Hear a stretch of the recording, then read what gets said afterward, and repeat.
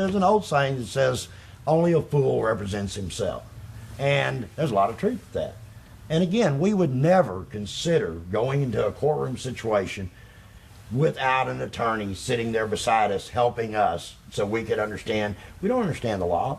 We're not supposed to understand the law. They went to school for years for it. We got years of experience. That's what we hired them for. It's the same type of situation here. You would not want to go in to purchase a property without some kind of representation, would you? The seller definitely has representation. And in fact, when we're talking about properties, we're talking about a major expense in someone's life. You know, they can go to the store and buy a pack of gum or some soap, but when you're talking about buying a house or some other major property, that is a major financial consideration. And to go into a situation like that without representation, I mean, I'm sure you don't need something for gum or soap, but for a house or something bigger, it only makes sense that you would need representation. In most cases, it's most people's largest purchase they're ever going to make in their life. So, Bigger than a car, that's for sure. Well, yeah, you know, it's a very large purchase, and you need representation. This is something you may go out and finance for years and years and years, and purchase price and what you pay for it is totally it's what your payments are going to be, isn't it? So it's based on the sales price of the property. And again, we were talking a little bit before. Let me get back to that attorney thing, because I think this is very important. Here's the beauty of real estate, though. The listing agent, okay, has listed the property for the seller at some percentage. In that percentage, though, that commission is split between the listing agent and the buyer's agent. And that's the beauty of it. Let's go back to the courtroom situation again. Here you are, and this is the way I explain it when I'm teaching class. You have an attorney, the sellers, you have the prosecutor sitting over there, or the person suing you, and he has two attorneys. And you're sitting over there with none. And you simply turn to the prosecution, the person suing you, and go, you know, I don't have representation here. Would you mind loaning me one of yours? And he goes, well, yeah, you know, that would be fair. Why don't you take one of my attorneys? And you go, well, I'm a little short of cash here. Do you mind paying for him? And the one suing, he goes, you know what? Take one of my attorneys. Let's be on a level playing field here, and I will pay for your attorney.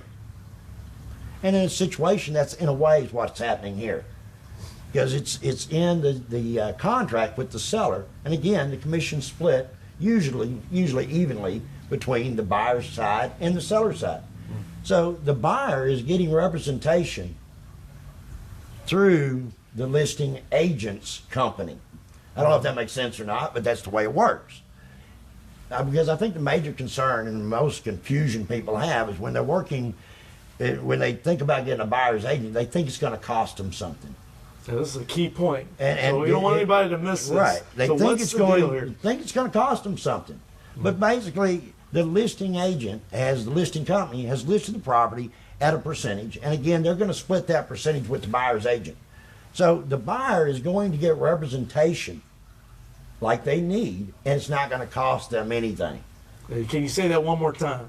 They're going to get representation that they need, and by far need, right? Exactly. Without that costing them anything. Now, some people believe it's in the price of the property, but I will disagree every day. If the property is worth $220, okay, and they're doing the commission at a certain rate, even if you have a buyer's agent, that doesn't make the property worth any more, does it? And they are paying a percentage of that sales price. The seller is paying a percentage of that sales price in order to sell their property. In this case, they're only selling it.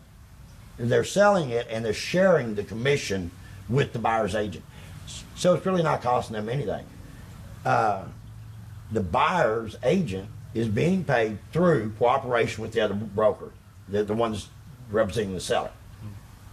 So when you think about it, you're really not paying for it. It's taken care of. The whole commission is taken care of in the transaction, isn't it? And the seller has to pay that percentage whether or not that broker splits it with a buyer's agent or not. Exactly. Right? There's no So, difference. so if you went to the listing agent and had them sell as a buyer, and they were representing the seller, and you went in as a customer to that agent, the client is still the person that originally signed that listing agreement, which is the seller, correct? Exactly. And they have agreed to pay a certain percentage if and when their house sells, correct? Exactly. And even if the buyer doesn't have representation, the seller still has to pay that percentage, No matter what. no matter what. So here's the whole thing. You might as well go out and get you a buyer's agent, one to take care of you as a buyer. In that case, you'll have representation. The commission doesn't change.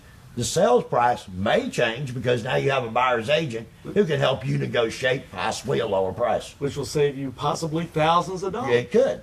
And you're not paying anything for the buyer's agent. That's correct. So you can Okay. save thousands of dollars and not pay anything for excellent representation that you wouldn't have otherwise. That's correct. That's exactly it. So what are people actually doing out there? Are they hiring a prosecuting attorney? Well, what people are doing, people are getting more aware of this. Okay, buyer's representation has actually been around since 1993. There's still people out there still doing the traditional thing, going to the listing agent, not understanding that it doesn't really cost them anything to go to the listing if they go and get a buyer's agent of their own. You see what I'm saying? They don't have to But- follow the status quo. Yeah, that's not even status quo. It's what it was, and it's making a huge difference. And what it's going to do is going to help the buyer get representation they need. And again, that's what buyer's agency is. It's legal. It gives the buyer the legal right, the buyer's agent, the legal right to work in his best interest at no cost to him. And you can't beat that. Oh, I know. I mean, like, again, it's like back to the attorney. Okay, I need an attorney. Sure, take one of mine and I'll pay for him for you. Now, what person in a right mind would say no to that situation? And You see? You're totally correct. In a way, if you're going out there contacting the listing agent, and in a way, what you're doing is you're turning down. If you don't get representation, you're turning down that free representation to possibly, again, save you thousands of dollars. Exactly. Plus, a buyer's agent is going to help you find the house that you're really looking for that meets all the criteria. Yes, they're going I to think save you tons of time later. I think we mentioned this in a previous show that that buyer's agent will be able to go on a multiple listing service perhaps and bring up a criteria of homes that would meet the specifications of the customer, save time because they can cut down the field of possible houses they would be looking at, and then save the money as we discussed, and all these things. There's just a multitude of advantages to having a buyer's agent. Now, let's say someone out there is watching this right now and they're going, that's a good idea. I'm thinking about buying a house, and all of a sudden I just happen upon this channel and I'm seeing this guy, Bill Spencer, talking about this, and he's real knowledgeable, and I think he's right. I should get a buyer's agent, but who do I get? Just anybody? Just anybody will do it? What would you say to someone like that doesn't have a clue? Where would they go for a buyer's agent? Again, I tell everybody, it's like anything, okay? You need to go out and find someone who's experienced, someone who's been doing it a while, a good company, a local company that understands what's going on. Real estate is very, very local in nature.